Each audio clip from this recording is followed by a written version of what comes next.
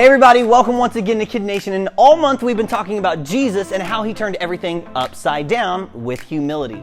That's our life app. It's humility. It's putting others first by giving up what you think you deserve. And here's our memory verse all month long that says, don't do anything only to get ahead. Don't do it because you are proud. Instead, be humble and value others more than yourselves. Philippians 2 verse 3. Now, every day we have a chance to show humility to people around us. Maybe it's letting someone go ahead of you in line or letting someone else decide what position they want to play. Really, it just means that you think of others more instead of yourself. Does that sound easy? It's not. But it helps when we remember how Jesus showed humility to us. Humility is so unusual that it might even seem a little upside down, like walking on your hands or painting with your feet. Actually, that sounds really fun, doesn't it? So we're gonna actually try a game really quick, and we're gonna call it Masked Toe Piece. Get it? Masked Toe Piece. If you were here with us last week for Easter, we did a little painting here on stage, and I figured that I would give a couple of chances for some kids here in KidNation to try to paint. But the way we play this is pretty simple. We're gonna have 2 contestants and 4 feet. I'll show them a card and something written on it, and they have to attempt to draw what's on that card using only their feet, while the rest of you at home try to guess what is on their card. Now, once someone guesses it correctly, hopefully we're gonna go to the next card and we'll move on from there. So we'll see how many answers you can guess before 2 minutes are up. All right?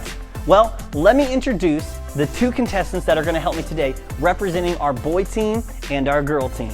Representing the boys today is Sawyer. And also representing the girls for today is Melody. All right, let's see if our 2 contestants can actually paint with their feet. All right, we got our 2 contestants set up and they are ready to paint using their toes. Ava, show them what they are going to be drawing, and at home, you have to guess. Go ahead, Ava. Let's show Sawyer what he will be drawing. Oh yeah. And Melody. Oh yeah. Now, remember, Sawyer is representing all the boys in KidNation who are watching, and Melody is representing all the girls in KidNation. All right, so go ahead and wet your paintbrushes because you don't want to spoil anything else. There you go. Go ahead and pick a paint color you want. Get it nice and wet, yeah. And then Ava's gonna hit 60 seconds on the clock. You have 60 seconds. And then we're gonna let the kids at home guess what you drew. And then Ava's gonna reveal what you were supposed to be drawing, okay? Ava, let's put 60 seconds on the clock in 3, 2, 1, go. Yeah, use those feet. Yeah. I hope y'all washed your feet. It smells so gross in here right now. All right, re-dip your paintbrush if you need to. Draw with your feet. That looks so easy. Just kidding, that looks so hard. You got 35 seconds left.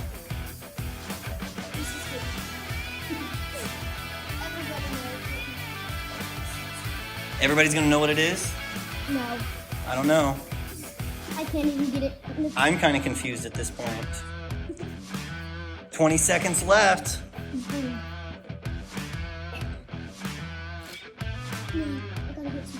This game's called Masked Toe Piece. Get it? Toe? Yes. Masked Toe Piece.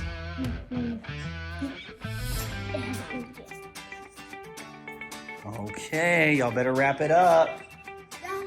Done. Okay, put your paintbrushes down. Let's see what Sawyer painted with his toe. And let's see if the boys at home can guess. Oh, that's easier. I don't know, Sawyer. I'm stumped. Ava, come closer and tell everybody at home what Sawyer was supposed to be drawing. Now supposed to draw PC or Pastor Chris. Hey! It's me! I need help. All right, well, let's move to the girls section. I don't think the boys guessed that one. That one was hard. All right, girls, what did Melody draw? If you guessed house, you were right. Okay, so we're gonna give the girls some points just for the heck of it. So, Ava, give them a new piece of paper. It's right over there. I think I'm going to keep your PC painting in my office to remind me what I should not look like in the future. A big blob of nothing. I mean, I can see. I got my hands. I can see. I got my hands and my feet, and I must have been eating a lot of donuts because I gained weight. Okay, round number 2. Ava is going to show you guys what you're going to be drawing for this round, and at home, you guys have to guess what they are drawing with their feet. All right, Ava, go ahead and show Sawyer what he's going to be drawing. Oh, why are mine so hard? And then Melody. Okay. Again, you only have 60 seconds on the clock, so go ahead and get a different color. And your 60 seconds starts now. We gotta guess what you're drawing. Come on, good one. No, it's not. Sawyer, I'm confused again. Yeah. See what Melody's doing. Melody, I'm actually shocked. You're like really good at this in a very weird way. It's like you got monkey feet. Mine is hard. It's easy. Mine is hard. Mine always have to be hard, right? It's on my turn. All right, keep going. Keep going. You got 25 seconds left.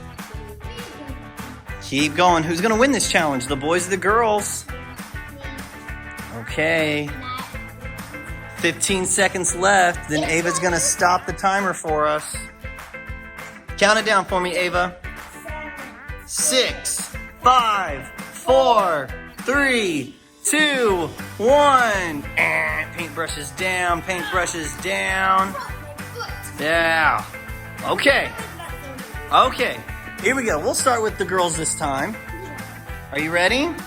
Okay. Girls at home, guess to see what Melody drew. Now, you drew a house last time. Yeah, This isn't a house this time. it's not supposed to be. It's not supposed to be, so get house out of your mind, kids. It's not what it is.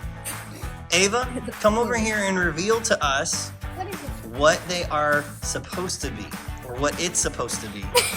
A band? A barnyard. Hey, okay, I could see that. It's I supposed could to be a see barn. that. Yeah, okay.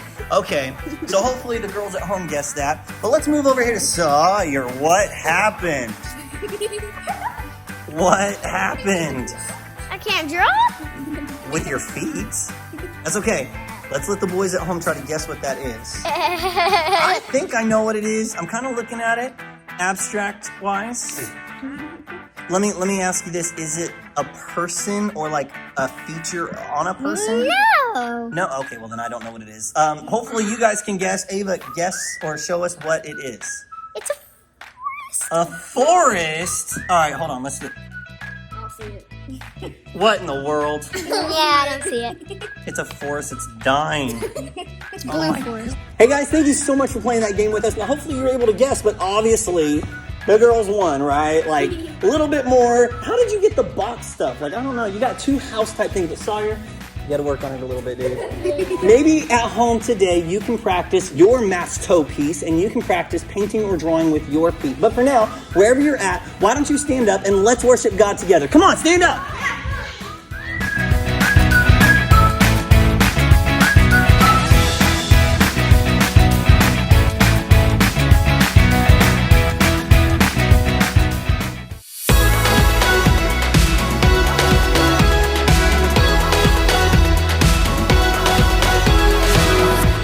You call me by name, your heart on display.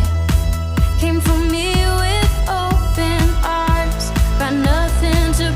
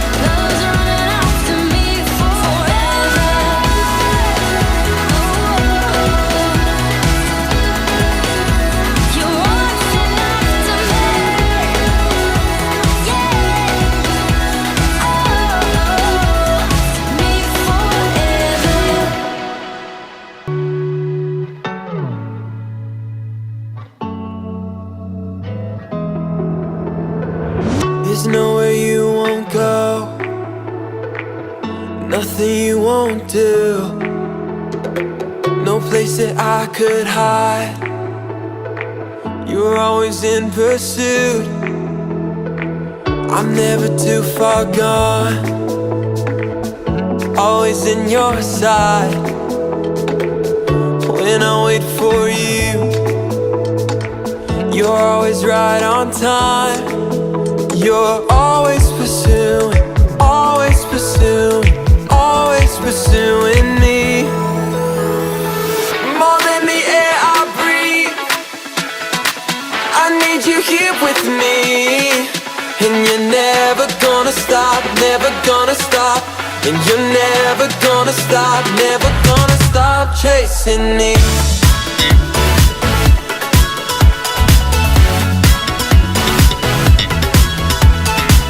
You made a way for me, opened up the door. Jesus, you have my heart, now and forevermore. You're always pursuing, always pursuing, always pursuing me. More than the air I breathe, I need you here with me. And you're never gonna stop, never gonna stop. And you're never gonna stop, never gonna stop chasing me. More than the air I breathe, I need you here with me. And you're never gonna stop, never gonna stop. And you're never gonna stop, never gonna stop chasing me.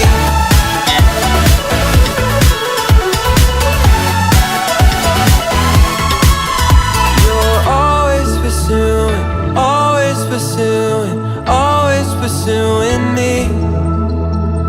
Your love is chasing, your love is chasing, your love is chasing me.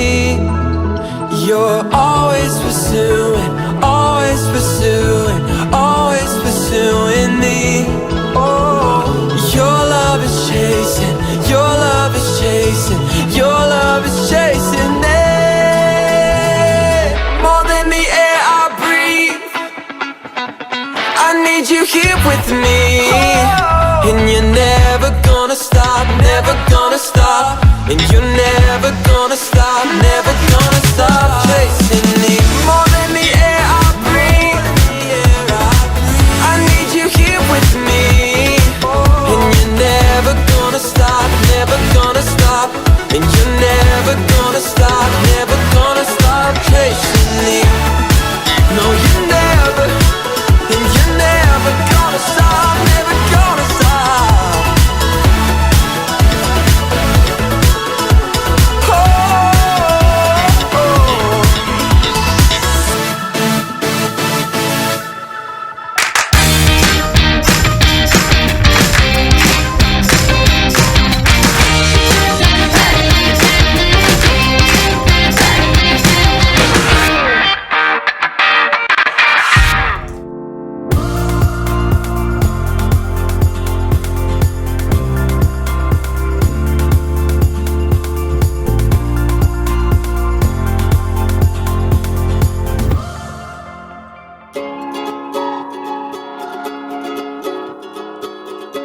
Dear God, this season has gone by so fast. We didn't even think we'd be able to go to the tournament, and no one expected us to win it. But all the way, Coach reminded us that we're all in it together. And we did it together. All of us.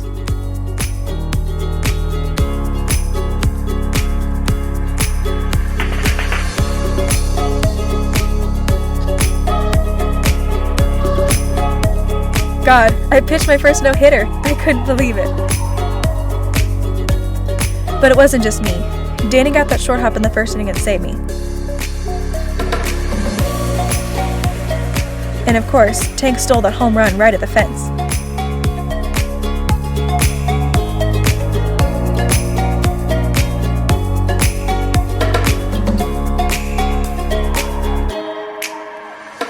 God, it surprised me when there was a reporter that wanted to talk to me about the no-hitter. But what surprised me even more was that she was forgetting about the rest of the team. It's like I had to go over the entire game for her to show her how great our whole team was. I told her about Tank. Tank thanked me the way she does.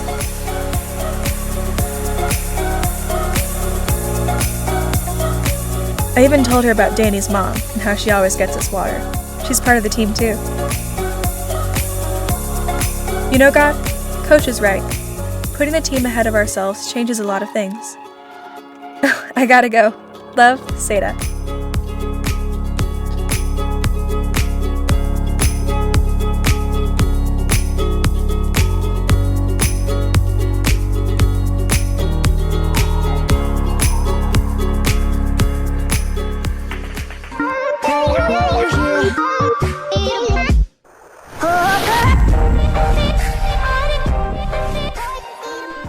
Hey everybody, this whole year we've been making our way through God's big story together, and it's been great.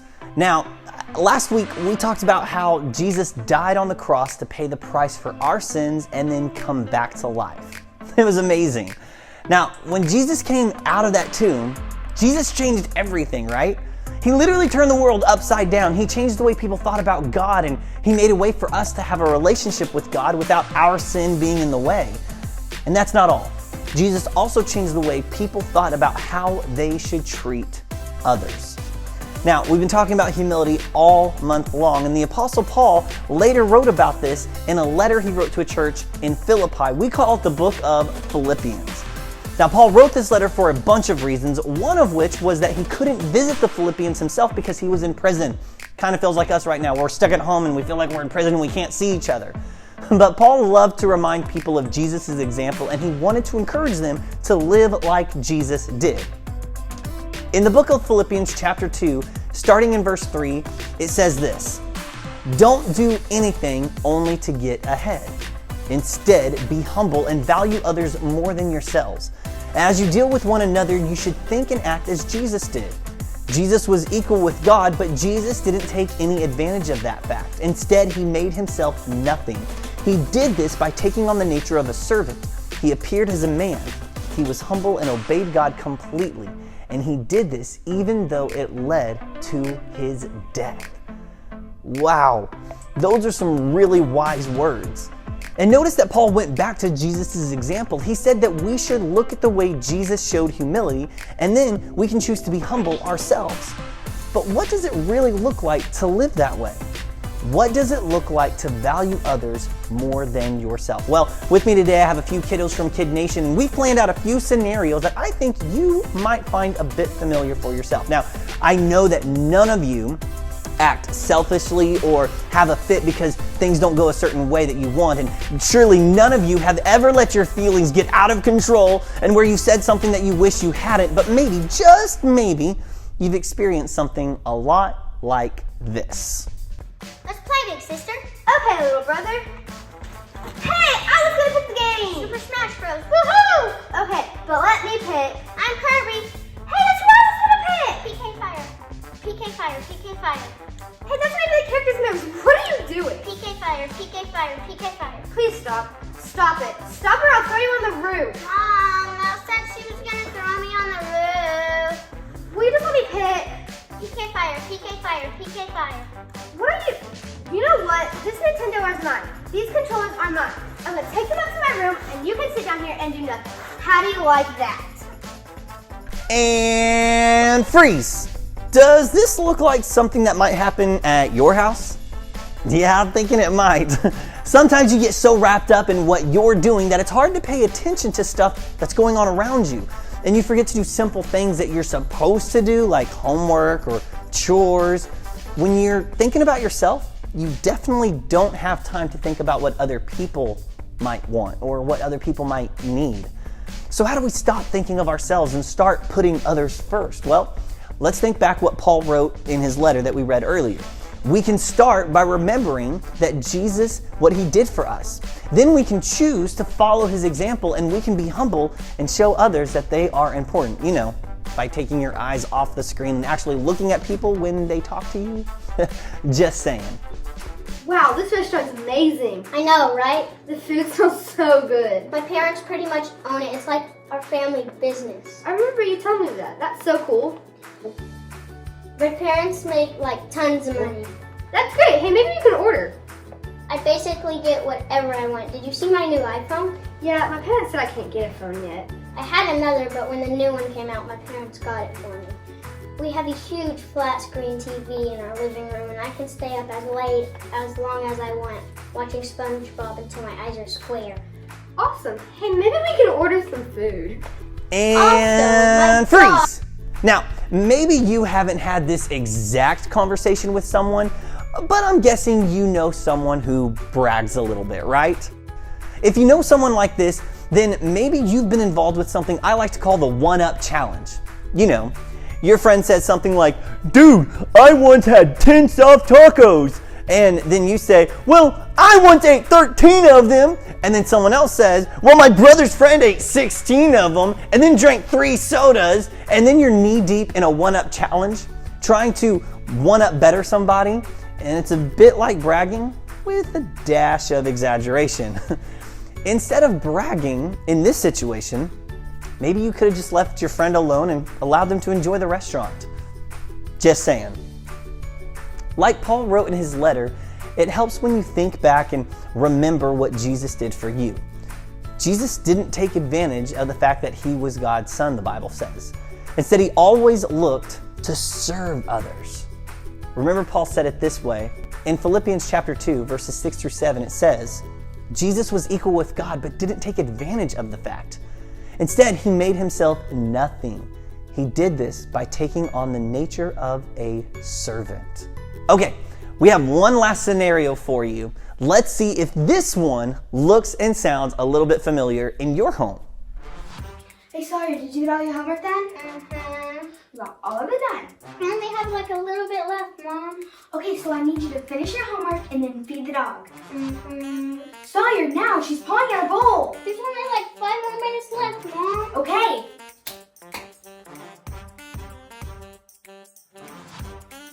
Sawyer, have you been moving that spot? There's only like 5 more minutes left, Mom. You said that 1 hour ago. Good thing your dad fed the dog for you. Now, what about your homework? I'll do it, all right? No, not all right. You're grounded from screen time for the rest of the night. I'm just totally gonna do it. Plus, I don't even understand And it. freeze. Wow. Does any of that look or sound a little bit familiar to you? If you have siblings, you can probably relate, right? Sometimes family members are the ones who push our buttons the most. In your family, maybe you feel like you never get to do the things your way. Maybe you bicker with your siblings, or maybe you even roll your eyes once in a while to your parents. We get frustrated sometimes, and that's normal, but it's not okay to be selfish or to be completely out of control and lose your temper because you're not getting what you want. Now, I know that this is tough to do sometimes, guys, especially when it comes to your family. It's difficult to choose to be humble when your brother or sister is doing everything they can to annoy you. But I know how you can start. It's like Paul said in his letter, you can start by thinking about Jesus. When you remember everything Jesus did for you, it's easier to follow his example of what you can do for others, even if it involves putting your brother or sister first. Remember what Paul wrote that we read earlier. It says this in the book of Philippians chapter 2, verse 5. "As you deal with one another, you should think and act as Jesus did." You know, there's a question that people used to ask years ago when I was a kid that's a still good way for us to think about today. WWJD. It stands for what would Jesus do? In the moment when you feel frustrated or angry, it can be hard to stop and ask yourself what Jesus might do in that situation, but it's important to press the pause button in our lives. Take a deep breath and then choose to respond in a way that Jesus would respond. And he would choose humility, wouldn't he? He already has. He chose humility for you and for me. Now, in normal everyday lives with the people we see every day, we can follow Jesus' example and we can put others first. As a matter of fact, that's our bottom line today, and I want you to remember this. Put others first because Jesus put you first. We can do it with God's help. So right where you're at, let's talk to God about that right now. I want you to close your eyes, I want you to bow your head, and I want you to come to God with me in prayer. God, thank you for your son, Jesus. Thank you for his life, for his teaching, and for the example he gave of how we should treat others in the heat of a moment when things are at their craziest for us. And please help us to hear the nudge of your sweet Holy Spirit. Help us to think like Jesus and act like him. And help us to take the example that he gave for us and live it out in our lives. Please help us to slow down long enough to remember what Jesus did and put others first like he did. We love you and we ask these things in Jesus' name. Amen. When people talk about Jesus today, there are so many amazing things that we remember about him. We look back on his life and his teachings and the way he treated people. And it was definitely true back then in the years just after Jesus had died and come back to life. And it's definitely true for us still today. When the Apostle Paul wrote to the people at the church in Philippi, he wanted them to remember all the ways Jesus had put us first. He knew that they'd be able to put each other first as well. Paul explained that we should value others more than ourselves, just like Jesus did. No one had ever seen this kind of humility that Jesus showed before. The way he treated people was unforgettable. Jesus had put people first, showing them love and compassion even when no one else would. And of course, the biggest, most incredible act of humility that Jesus showed was when he gave his life for us. That single act was completely upside down from the way we normally think, and it changed the whole world. And today, guys, we can follow Jesus' example with the way we treat people around us, even if it's our family, even if it's our brother and our sisters who annoy us. Put others first because Jesus put you first. And we can think about Jesus and remember how he put us first. And then we can choose to show that same honor, that same respect, and that same love towards others and treat them the way we want to be treated. Hey guys, I enjoyed having time with you. Thank you so much for tuning in with us today. Remember, we'll be back next Sunday at 9:45 a.m. But also remember, ask your parents' permission to get on Facebook with me at the KidNation Facebook page starting tomorrow at noon. We're going to continue our God Time devotionals together. Hey, I love you, KidNation, and I'll see you next time. Bye-bye. Hey there, and welcome to A Parent's Guide to the ParentQ app. And if you haven't downloaded the ParentQ app, make sure that you head over to the Google Play Store or the App Store for iOS. That way you can download your free app. So let's go ahead and jump right in. On the first screen you'll see when you open the app, accept whether you would like for ParentQ to send you notifications. If you say yes, you can find out about updates to the app as well as get encouragement once a week. Next, you'll click Sign Up, create an account, enter your name, email address, password, and then click Register. Check your email to validate your account, and if you don't see it, make sure you check your spam or junk folder account, because sometimes emails end up there. In the email, click Confirm Email, and then you'll see a screen that says Email Verified. Once you click Continue, you then have the option to sync with your church. This allows you to get specific content from your church. To move forward, click Find My Church. Or if you prefer not to sync with the church, you can simply select Do Not Show This Again or Skip in the upper right corner. If you change your mind later, you can always go back in your settings and sync with the church. If you allow ParentQ to access your location, it'll allow the app to pull up churches in your area to make your search easier. Or you can enter your church name and location and select your church. If you have children or grandchildren who attend different churches, we'll give you the option to select those different churches when you enter your kids in the app. Once you selected your church, if your church customizes content, you'll see a screen that reads, "Great news! Your church participates in the ParentQ app and can customize its content and notifications to match what your child is learning each week." And if your church doesn't customize content, you can still proceed. You'll just see another message that says, "Good news, your church uses similar lessons to those found in ParentQ, but content may be modified or presented on a different schedule. We recommend contacting your church and asking them to customize this app to better match what your kids are learning." And if you can't find your church or decide not to select one, you can still use the app. Once you see this screen, simply press Continue. Now you can add your kids within the ParentQ app.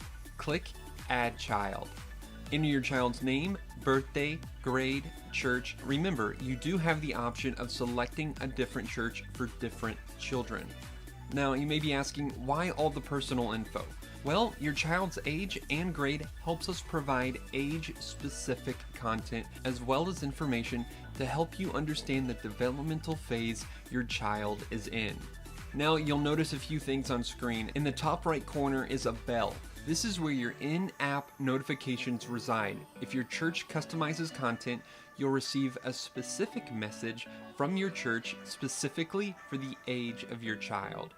In the top left corner, you'll see 3 lines. Select this and you'll open up a menu of options including a place to edit your kids' information, a link to the ParentQ blog, a link to the ParentQ store, a link to the ParentQ podcast, a way to tell other friends about the app, and your settings for your app. When you select settings, this is where you can change your information if you're having any issues with the app. You can contact us in this section as well. So now that you're finally set up, what will you see every week? Well, at the top you'll see the number of weeks until your child moves on. Graduation happens at a different time for everyone, but at the end of summer, after graduation, every child moves on to their next, phase. Whether it's going to school, joining the armed forces, starting a new job, or another adventure. Whether your child leaves home or not, they are moving on to their next phase, and this number reflects that. So why do we show it? Because when you know how much time you have left, you tend to do more with the time that you have now. You'll also find content that your church has provided, including memory verses, Bible stories, discussion starters, and cues or prompts to help you make the most of everyday moments. Finally, at the bottom of the screen, you'll see content from the Phase Project in the section called It's Just a Phase. This is specific to the age of your child and gives you, as a parent, insight into your child's development stage. If you have more than one child entered into the app, simply swipe to the right to view the next child. So that's the ParentQ app. We hope you'll be using this app to make the most of your everyday moments with your child. Whether you're sitting in the carpool line, waiting at practice, or sitting on the couch, our desire is to equip you with tools to have a conversation about faith with your child. If you're looking for more great resources to encourage, inspire, and equip you as the parent, you can visit theparentq.org for more.